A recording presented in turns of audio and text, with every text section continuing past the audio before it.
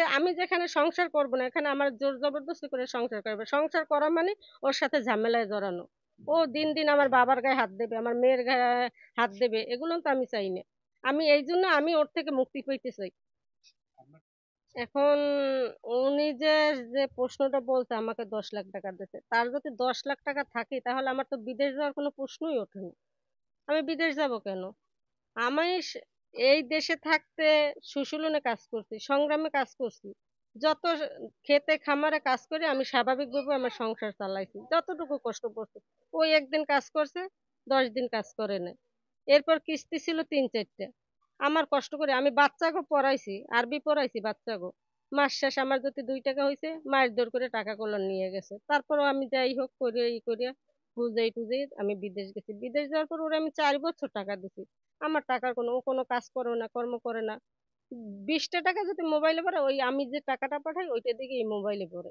আমি এরপরে একবারে বলছি যে তুমি শোনো, তুমি যে কাজ করো না, আমি বিদেশ কত বছর থাকবো? আমি বাচ্চা ছোট 2.5 বছর ছেলে রেখে আমি আসছি বিদেশ। এখন যদি আমি এই বিদেশে পইরা থাকি, তা আমি কত বছর থাকবো? টাকা পয়সা তুমি রোজগার করো, চলো, আমি করি, দুইজনে মিলেমিশে করি। কিন্তু হে ওইটাই না। যখন আমি একবারে টাকা বন্ধ করে দিছি, তখন থেকে আমার সাথে রাব ব্যবহার। আমার বাবারে মারে, আমার মারে মারে। ওই আমার বোনেরে যায় হামকি দুমকি দিতে, এরে মারে। আমার বোনেরে মারে, আমি আমার বোনেরে দিয়ে পরে অ্যাকাউন্ট করাইছি, টাকা তার কাছে পাঠাই। আমার বাচ্চার জন্য বাজার করাই, বা আমার বাবা বৃদ্ধ মানুষ পারে না, এই জন্য আমার বাবারে দিয়ে করাই। ওই আমার বাবারে মারছে পর 3বার বরিশাল পাঠাইছি ডাক্তার দেখাই, তুই আমার বোনে যায়। এতে এর সমস্যা বাজে, এই জন্য আমার এই খেদে আমার বোনের গায়ে সে হাত দেয়। খাদে হাত দেয় পরে আমি একদিন ফোন দিছি, ফোন দিয়ে বলতেছি যে এগুলো কি, এগুলো আমার একদম বলে যে আমারে ফয়সালা দিয়ে যাও, আমারে ফয়সালা দাও। 23 সালে এই ঝগড়াটা হয়েছে যখন আমার বাবার গায়ে হাত দিছে। তখন আমি বলছি যে ফয়সালা যদি দেওয়া লাগে তাহলে আমি ফয়সালা পাঠাই দিই। আমি আবার একটা ডিভোর্সের কাগজ পাঠাই দিছি। ডিভোর্সের কাগজটা পাঠাই দেওয়ার পর কাগজটা আসছে, ও রাখে নাই। কুরিয়ানে পাঠাইছি, কুরিয়ান দিয়ে ওরে ফোন দিয়েছে, ও নেয় নাই। পরে শহীদারে দিয়ে আমি কাগজটা দেওয়াইছি, ও রাখে নাই। না রাখনে 7 তারিখে আমি 4 তারিখে যখন দেশে আসি, দেশে আসার পরে ও আর কি সবাইরে একজোট করছে। একজোট করে আমি ওইটা টের পাইছি, টের পাইয়ে আমি আবার আইসা বলছে, আমি এখানে এসে থানায় আলাপ করছি। আর আমার কাছে একটা কপি রাখতে দিছে ডিভোর্সের। পরে দ্বারকায় বলছে যে তুমি তো দূর দিয়ে ডিভোর্স দিছো, তাই এটা কিনা না হইতে পারে, তাই তুমি একটা করো। যদি তুমি নাই থাকো, দ্বারকায় আমারে বলছে যে তুমি যদি না থাকো সেটা হলো তোমার ব্যাপার, তোমার এই। এরপর আমি ওইখানে যাইয়া আমি ওই কাজীর 4 নম্বরে ওই কাজীর কাজ দিয়ে আমি আবার একটা ডিভোর্স করি। করার পর 10 তারিখে আমি আমার দারোগাই বলছে, তাই করছে, তুমি বাড়িতে যাইও না এখন, 2-3 দিন পর যাও। তাই 2-3 দিন আমার আব্বাই বলে কি তুই বাড়ি আয়, করছে, বাড়ি আইয়া কিছু কর। আমি এবার বাড়িতে যাই। ওই 10 তারিখে, 10 তারিখে ওর ভাই এসে বলে হেরা নাকি বসবে, সালিশ মিমেসে বসবে। আমি বলছি সালিশকে, আমি হেরা ডিভোর্স একবার না 2বার দিছি, আমার সাথে তো তার সাথে সালিশি কোনো প্রশ্নই আসে না। এরপর সবাই বসছে, বইসা এখন বলতে আছে যে মিলাই দেবে। আমি কই আপনারা মিলাইবেন, আমি তারে ডিভোর্স দিছি, আপনারা মিলাইবেন কি?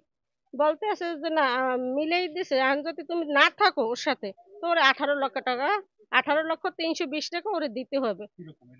এরা এটা বলতে আছে। ও এখানে আসছে, রইছে, কাজ করছে, ও তো কাজ করছে, ওই যে একদিন করছে 10 দিন করে না। আমি তো এখানে সুশীলনে কাজ করছি 3 বছর।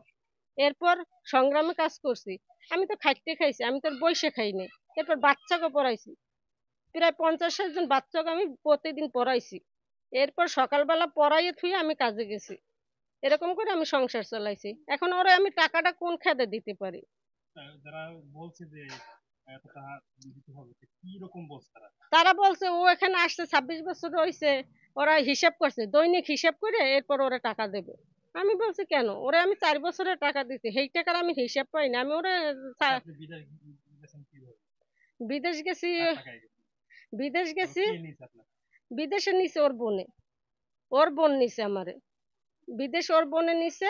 আমারও খরচ ছিল, ওর ভাইয়ের কাছ দিয়ে আমি কিছু টাকা আনছি ধার হিসেবে।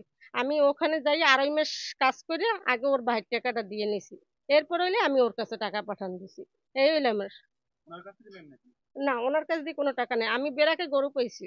উনি একটা কথা বলছে যে উনি মায়ের সম্পত্তি ওনার বিক্রি কোনো করে এখানে ওনার 3 লাখ মা টাকা দিয়ে পাঠাইছে আর ওনার 7 লাখ মার টাকা আপনার বাবার ওনার মার কোনো সম্পত্তি নেই, ঠিক আছে। ওনার ওনার বাবার সম্পত্তি আছে। বাবারও কোনো সম্পত্তি নেই। ওনার মা থাকে, ওনার বাবা মা থাকে ওনার মামার জায়গায়, তাও রেকর্ড তার মামার নামে। আর ওই কটা জায়গা তার আবার সরকারি একর গেছে, খালের পার গেছে। বাড়িতে দুই ভাই আছে, দুই ভাইয়ের ঘর দুইটা ঠিক মতন পড়ে না। তার সে তো বললো যে বাড়ি বিক্রি করে তারপর আপনাকে না, টাকা দিবে। বাড়ির জায়গাই নেই, বাড়ির বিক্রি করবে কই, বাড়ির তো কোনো জায়গাই তার নেই। ভাই কিভাবে টাকা দিবে? তার ভাই হইলে যে ওইখান দিয়ে আমারে ওই মালিক পক্ষ যে টাকাটা দিছে, ওই টাকাটা সে আমার পিছনে খরচ করছে, ওই টাকাটা আমি এবার হেরে পরে দিয়ে দিছি। এই এত সে সে বললো যে তার ভাই তার যে জমিটা ওইটা বিক্রি করে না, এই বিষয়টা তার ভাই করেছে। কোনো জমি বিক্রি করে নাই, ওটা হলো মিথ্যাচার। ওর তো কোনো জমিই নেই, তো বিক্রি করবে ওর মার তো সম্পত্তির কোনো রেকর্ডই নেই, তাই যে বিক্রিটা করবে কোথা থেকে। খোঁজ একটা দিছি 23 সালে, আবার একটা দিছি 4 তারিখ।